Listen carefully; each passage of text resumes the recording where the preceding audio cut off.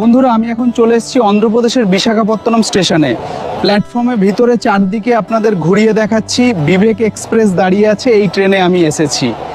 ওড়িশা পার হয়ে বিশাখাপত্তনম স্টেশন থেকে সোজা হায়দ্রাবাদ যাওয়া যাবে এবং চেন্নাই যাওয়ার জন্য এখানে ইঞ্জিল পাল্টাতে হয়। তারপর চেন্নাই, তামিলনাড়ুর ব্যাঙ্গালোর, কেরালা চলে যাই।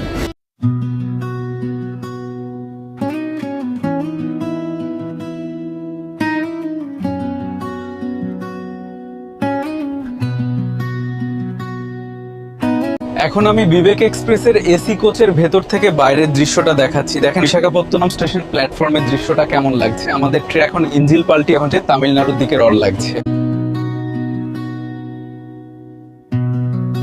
তুমি চলে গেছো দূরে,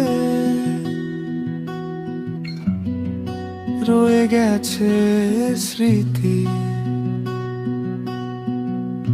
নিঃশব্দ, শুধু তোমারই প্রতিচ্ছবি।